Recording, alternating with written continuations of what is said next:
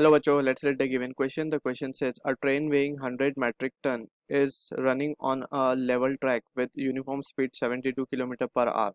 If the frictional resistance amount to 0.5 kg per metric ton, find the power of the engine. So we need to understand that as a key concept, we are interested in calculating the value of power. Power की हम जब बात करते हैं तो power को हम क्या लिखते हैं? It is the rate of work done, that is डब्ल्यू बाई टी. ठीक है. Also we can write this value as to be, अगर हम बात करें स्मॉल वर्क डन की, so it can be in a small time, so it can be written as f d x, right, in d t time. ठीक है. So power की value क्या आ जाएगी हमारे पास? डी डब्ल्यू बाई डी टी, और it can be written as f d x by d t. अब d x by d t क्या है? Rate of change of displacement, so it can be written as power as force into velocity. So this expression we need to remember power in terms of force and velocity, right? Also अगर हम बात करें कि कोई object अगर it is moving with uh, some acceleration of force in the rightward direction, so अगर surface rough है, so it will be experiencing a friction force in the backward direction. अगर surface rough ना भी हो तब भी if we are asked to consider the air friction, so air friction भी opposite direction में drag लगाएगी इस vehicle के ऊपर. ठीक है. सो यहाँ पे वी नीड टू अंडरस्टैंड कि जो फ्रिक्शन फोर्स होती है, that is friction force we write as to be mu m g. Mu यहाँ पे कोएफिशिएंट ऑफ फ्रिक्शन है, ठीक है, between the surfaces of contact. And m g जो आ रहा है, it is actually normal reaction, right. To be precisely we have to write normal reaction. So normal reaction यहाँ पे जो इस केस में मिलेगा वो मिलेगा m g in the downward in the upward direction, right. So इसे हम म्यू एम जी लिख रहे हैं फॉर व्हीकल मूविंग और body moving on a horizontal road. Also अगर हम बात करें कि फोर्स का एक तो यूनिट है हमारे पास न्यूटन, राइट. एक एक यूनिट है न्यूटन, और अगर हमें यहाँ पे हम क्लियरली देख सकते हैं जो फ्रिक्शन फोर्स है, it is dependent on the mass of the body, right.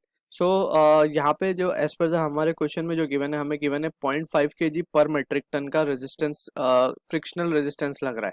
ठीक है.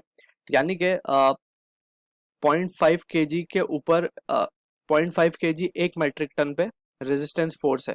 अब वो force resistance, frictional resistance given है जस्ट हमें, तो उसे हमें फोर्स में कन्वर्ट करना पड़ेगा. यानी कि we have to remember 1 kg का जो वेट होता है, that corresponds to g, that is just हमें क्या करना पड़ेगा? G newton. हमें उसे कन्वर्ट करना पड़ता है in newton just by multiplying it with g. So that thing we need to also remember, right. So कभी कभी क्वेश्चन में फोर्स इनडायरेक्टली हमें केजी वेट के अंदर दे दिया जाता है, and we have to convert it into newton. So उसके लिए हमें जी को क्या करना पड़ेगा? मल्टीप्लाई करना पड़ेगा. That thing we need to remember. ठीक है. तो वो न्यूटन में कन्वर्ट हो जाएगा. सो अब इस क्वेश्चन को अगर हम सॉल्व करने की कोशिश करें, सो यहाँ पे हम देख सकते हैं कि यूनिफॉर्म स्पीड से चल रहा है, मीन एक्सेलरेशन जीरो है. So according to Newton second law we can write f net equals to m a, यानी कि एफ नेट जीरो आ जाएगा, राइट, क्योंकि एक्सेलरेशन जीरो है बिकॉज स्पीड इज यूनिफॉर्म. अब यहाँ पे दो फोर्सेस कौन सी लग रही होंगी? एक तो फॉरवर्ड फोर्स जिससे ट्रेन चल रही है, और एक friction force. So we can write forward force will be equals to friction force.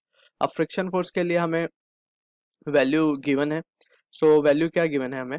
0.5 kg पर मेट्रिक टन, यानी कि एक मेट्रिक टन पे 0.5 kg का रेजिस्टेंस, फ्रिक्शनल रेजिस्टेंस है. यानी कि टोटल रेजिस्टेंस कितना लग रहा होगा पूरी ट्रेन के ऊपर?